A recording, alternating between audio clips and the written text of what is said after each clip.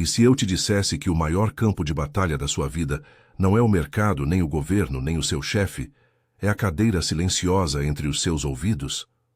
O segredo bíblico, que desperta seu poder mental, não é um truque místico escondido em outrora.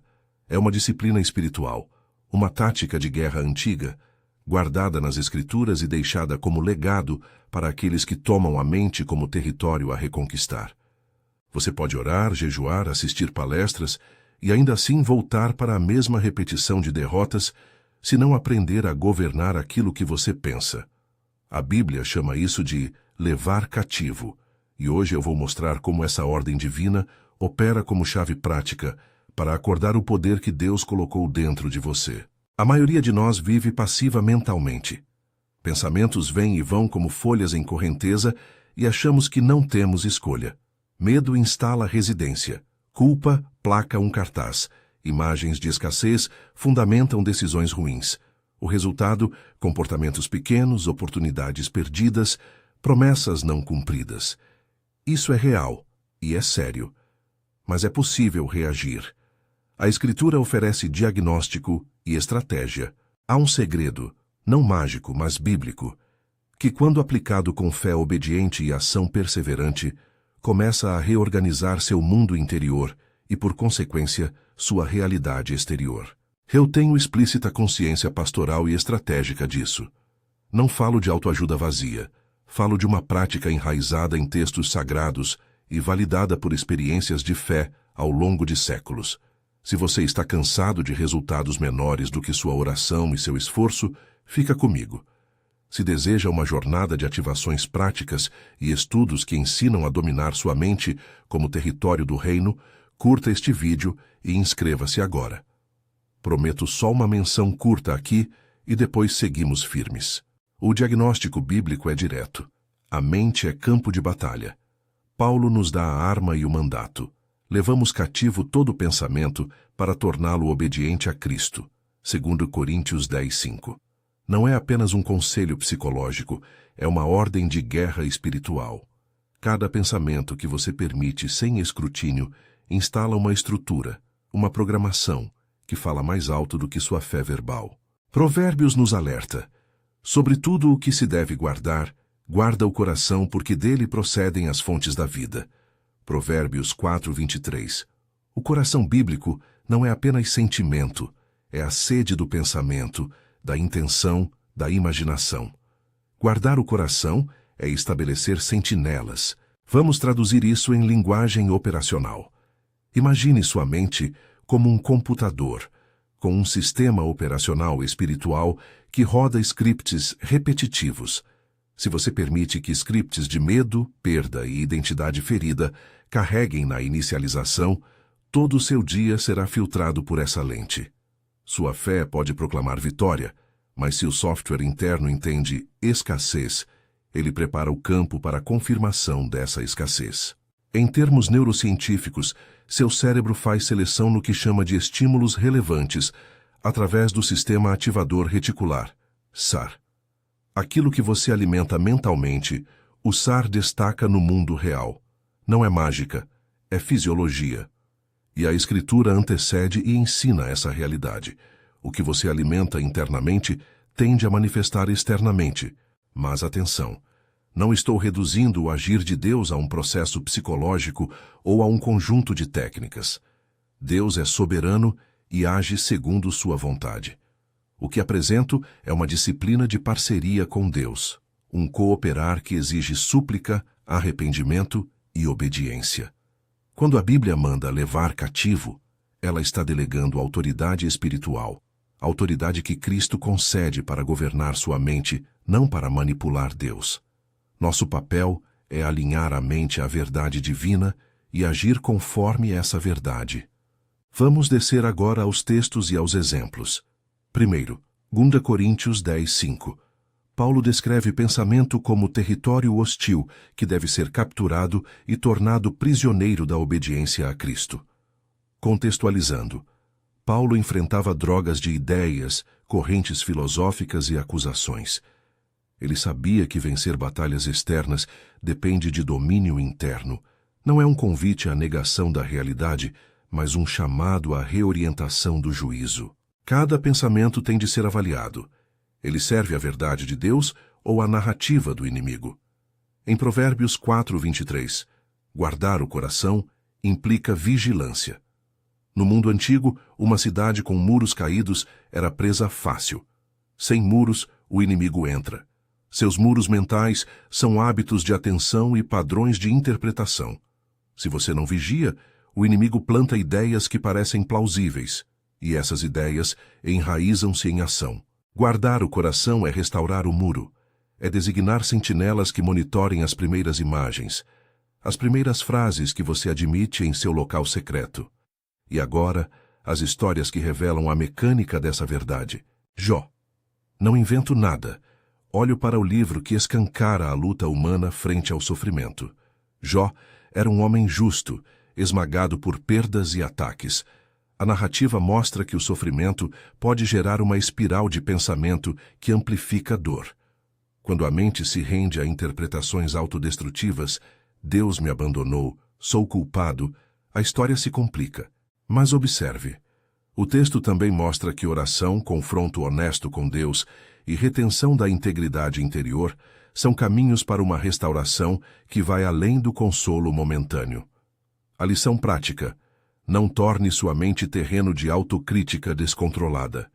Organize seus pensamentos em direção à verdade de Deus sobre você. Isso não apaga o sofrimento, mas abre espaço para a presença restauradora de Deus. Pedro andando sobre as águas, Mateus 14:28-31, é uma aula curta e implacável sobre foco. Pedro sai do barco porque mira em Jesus. Ele começa a afundar, tão logo passa a olhar para o vento. A história é cristalina. Foco gera ação, distração gera queda. A fé não é ausência de medo, mas escolha de fixar os olhos na fonte. Quando você coloca a atenção onde a verdade está, sua mente propicia coragem para fugir do barco do medo e caminhar sobre circunstâncias impossíveis. Quando retira o olhar, o mesmo mar que tornou possível o milagre se transforma em cárcere. A aplicação é direta. Treine seus olhos mentais onde colocam atenção. Daniel revela uma dimensão que poucos consideram: batalhas que atrasam respostas. Em Daniel 10, lemos sobre um anjo impedido por um príncipe da Pérsia e da necessidade de resistência e jejum até que a porta se abra. Isso é essencial para nossa paciência estratégica. Nem toda demora é sinal de fracasso. Muitas vezes, é prova de que o território espiritual tem resistência. Sua mente precisa de perseverança. A estratégia é dupla. Mantenha vigilância mental e persista em oração e ação até que a resistência seja superada. Cuidado com atalhos que prometem pressa sem processo. Josué e Jericó, Josué 6, são um manual de repetição e rendimento. Não foi um único comando milagroso, foi obediência repetida e estranha. Marchas, silêncio, rituais que pareciam ridículos aos olhos humanos, até que a muralha caiu. Repetição e meditação sobre a palavra não são rituais ocos, são reprogramação. Quando você repete verdade, quando você medita nas promessas, dessensibiliza os antigos programas de medo. A mensagem: disciplina no repetitivo, produz colapso nas estruturas que mantinham a cidade presa. Lázaro, João 11, nos dá uma perspectiva de gratidão e antecipação. Antes de ressuscitar Lázaro, Jesus disse a Marta: seu irmão ressuscitará. João 11, 23. Marta respondeu com lágrimas, mas Jesus a chamou à crença. O ponto para nós é a atitude mental ante o atraso. Em vez de aceitar o diagnóstico do cenário, você pode praticar gratidão antecipada, não como manipulação, mas como declaração de confiança. Isso não é negar dor, é alinhar emoções ao futuro prometido por Deus. Esses exemplos colocados lado a lado formam um mapa. Sofrimento pode ser amplificado pela aceitação de pensamentos derrotistas. Foco gera ação sobrenatural. Resistência celeste pode atrasar respostas. Repetição é ferramenta de demolição. Gratidão antecipa o milagre. Cada história confirma a mesma realidade. A mente pode ser o agente que constrói ou que destrói. Agora, como aplicamos isso? Antes de entrar nos exercícios práticos, é preciso expor a arma em sua mão. Existem procedimentos que a Bíblia recomenda e que a experiência e até a neurociência confirmam. 1. Vigilância e captura de pensamentos. Quando Paulo ensina a levar cativo, isso implica procedimento: identificar o pensamento assim que surge, avaliar sua origem, declarar sua verdade e tomar autoridade para substituí-lo. Na prática, isso significa desenvolver o hábito de interceptar pensamentos automáticos. É um sentinela posicionado na entrada mental. 2. A autoridade da palavra falada. Jesus disse que se alguém disser a este monte, sai daqui, será feito. Marcos 11, 23. Isso não é convite à manipulação. É uma declaração sobre a coerência entre fé ativa e palavra. O que você profetiza sobre sua vida molda seu comportamento. Palavra gera alinhamento interno e mobiliza recursos. Fale a verdade de Deus sobre sua situação, não como comando a Deus, mas como afirmação de identidade sob a autoridade que Cristo dá. 3. Repetição e meditação. Josué recebeu instrução de meditar na lei dia e noite. Josué 1:8. Isso tem implicações neurobiológicas. Repetição acumula conexões sinápticas, cria caminhos preferenciais. A repetição de promessas bíblicas é um processo de reprogramação. Não é mágica, é disciplina. 4. Gratidão ativa.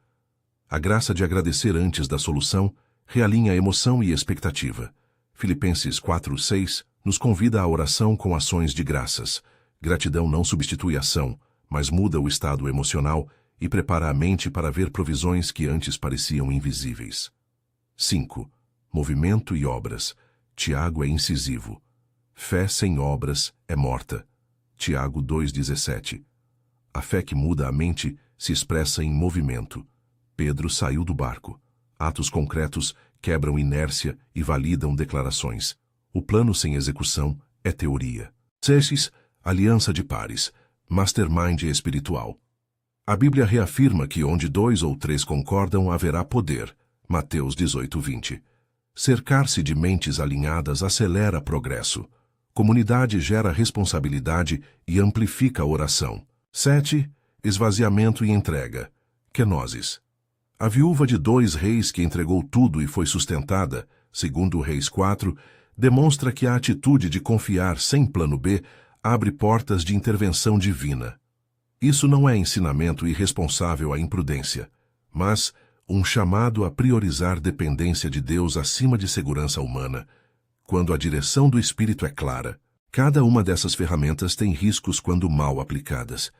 Declarações sem arrependimento se tornam palha.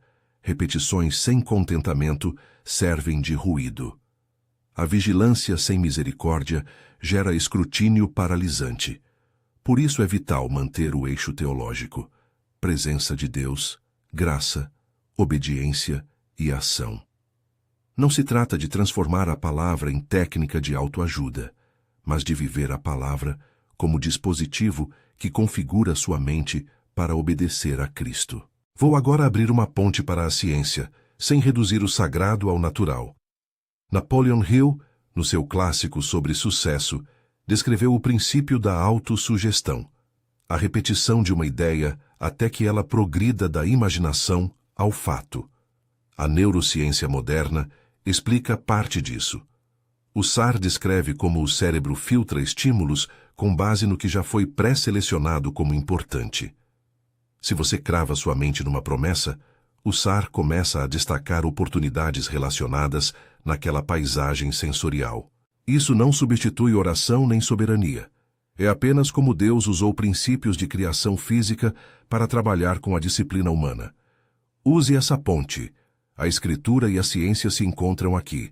Repetição muda a estrutura, atenção filtra a experiência, e fé convoca ação. Permita que eu seja franco. Muita gente que pratica declarações proféticas repete frases e espera que o mundo mude instantaneamente. Isso é erro hermenêutico e pastoral. As Escrituras mostram processos, confrontos, resistências, marchas, jejum, persistência. Você precisa obedecer à ordem bíblica de vigilância mental, de declaração, de repetição, de ação e de aliança. Combine isso com humildade diante de Deus. Nunca transforme afirmações pessoais em comando sobre a vontade soberana do Criador. Dito isso, há resultados reais naqueles que alinham mente e ação sob a autoridade de Cristo. Antes de avançarmos para exercícios práticos, aqueles que você poderá usar diariamente para reinstalar seu software mental, quero que você perceba a urgência. Mentalidade domina destino. Se você mantém tolerância ao medo, ao julgamento alheio, às narrativas de escassez, estará construindo um mapa mental que aponta para a derrota. A conversão mental começa com atenção. Pequenas decisões repetidas diariamente mudam destinos. Não é dramático demais dizer isso. É simples. Uma palavra final nesta primeira etapa. Não busque atalhos nem garantias. A Bíblia não promete que todo o processo resultará em controle total da realidade. Ela promete que quando você alinha sua mente com Cristo, você passa a viver sob a autoridade e a sabedoria do Redentor, e isso transforma sua disposição interior e, muitas vezes, a realidade ao redor.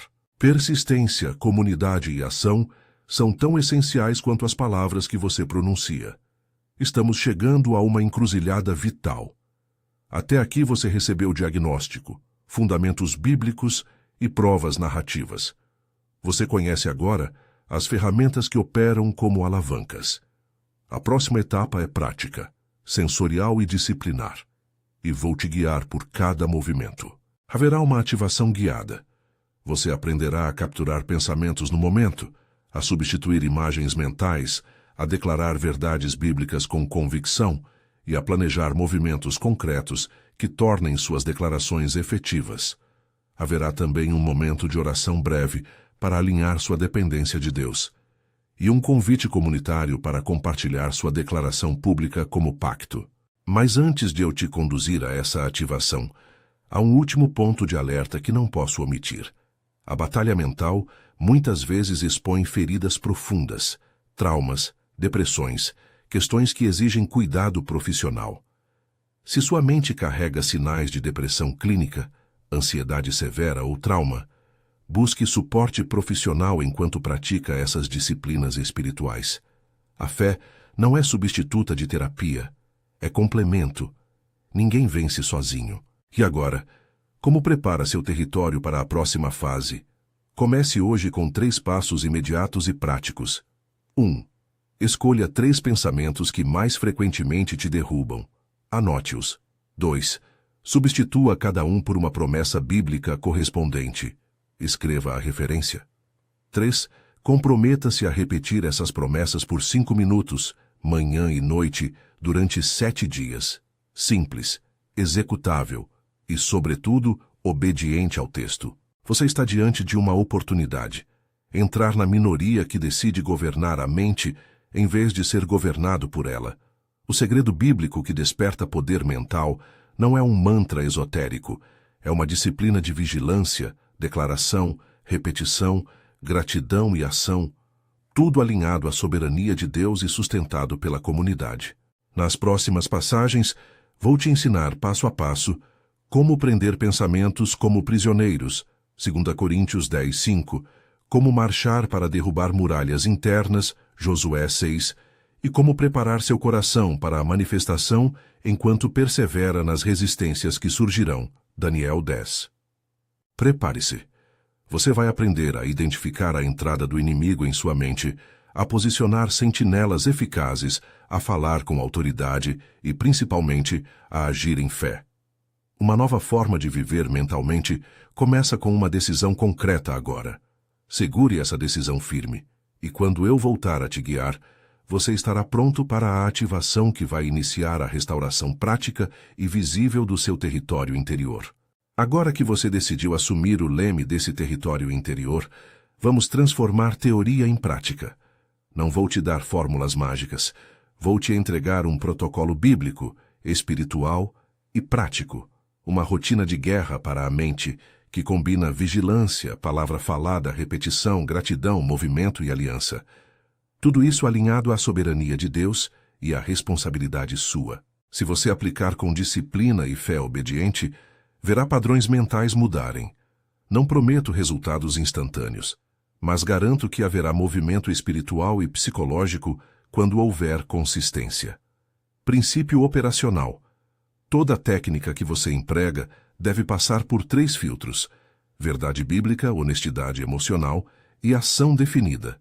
Se faltar um desses, a estratégia perde força. Agora, mãos à obra.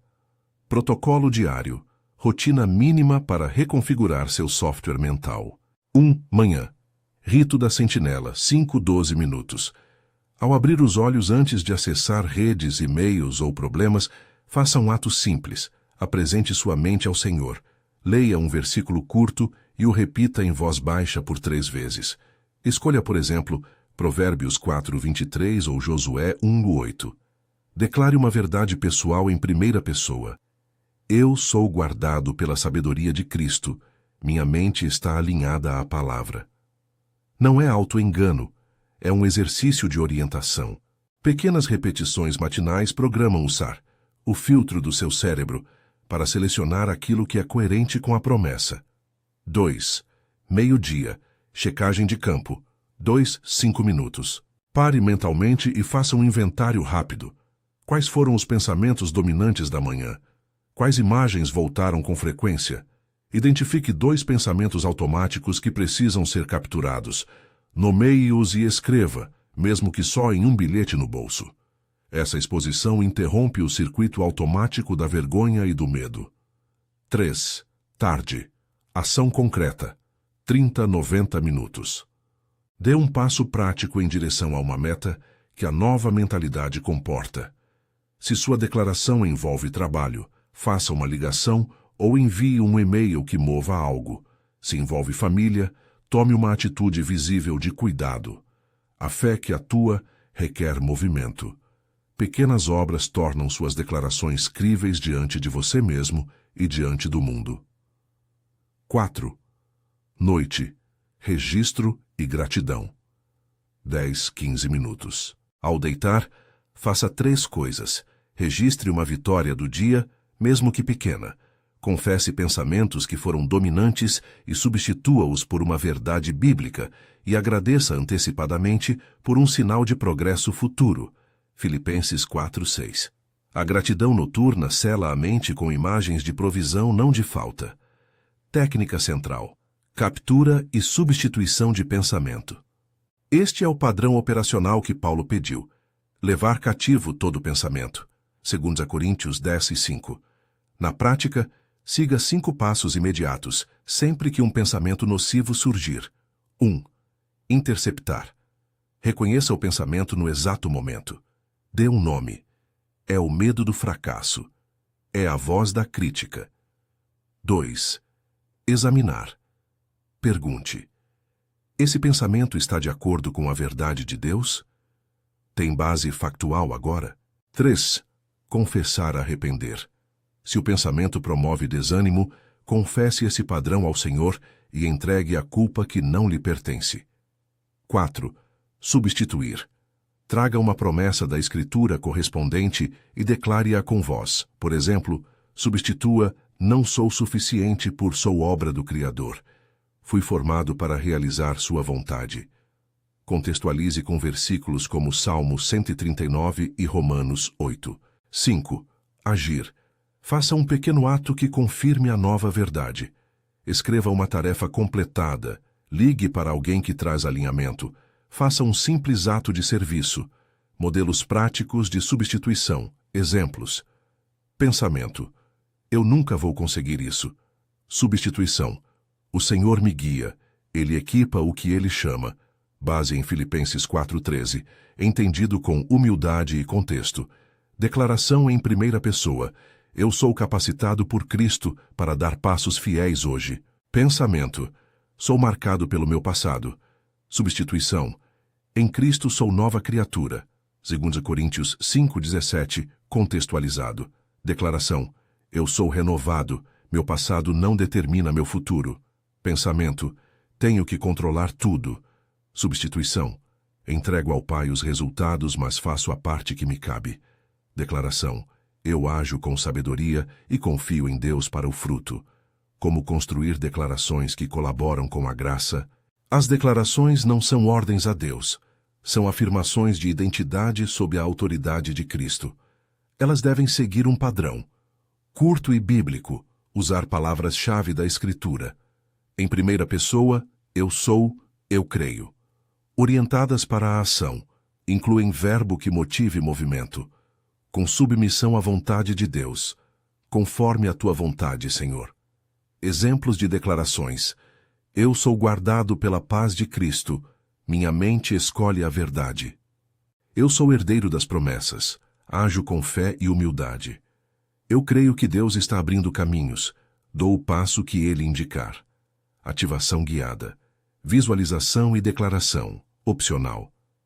Se estiver confortável, faça esta ativação. Se não, apenas ouça e receba. Lembre-se, é opcional. Imagine-se diante de uma muralha antiga que circunda a cidade da sua mente. Essa muralha tem portas.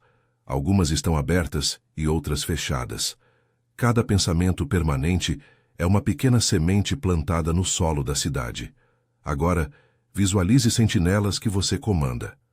Nomeie 3 pensamentos que têm se repetido como intrusos. Para cada um, veja-se colhendo a semente, arrancando-a e substituindo por uma pedra da palavra, uma pedra com a promessa escrita. Cite mentalmente Josué 1:8, 2 Coríntios 10:5, Filipenses 4:6. Em voz firme diga: eu declaro que esta mente está guardada. Esta cidade está sob o senhorio de Cristo. Repita em voz alta as seguintes frases, pegando cada uma no peito como juramento. Eu sou filho do rei. Minha mente é território do reino. Eu levo cativeiro todo pensamento contrário à verdade. Eu agirei em fé, humilda e obedientemente. Depois de declarar, planeje um primeiro passo concreto para as próximas 24 horas. Uma pequena obra que alinhe coração e palavra. Volte à respiração e proteja esse novo posicionamento com gratidão silenciosa. Se em qualquer momento essa ativação desencadear angústia forte, pare e busque companhia espiritual ou profissional.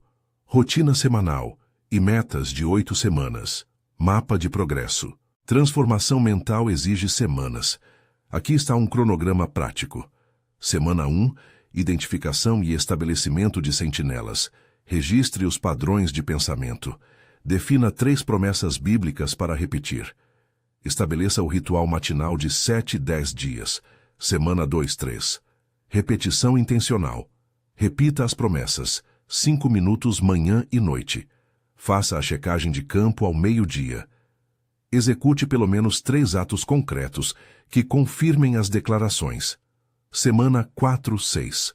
Aprofundamento e comunidade. Compartilhe suas declarações com uma pessoa de confiança. Construção de mastermind. Reúna-se semanalmente para orar em acordo. Mateus 18, 20. Trocar vitórias e ajustar estratégias.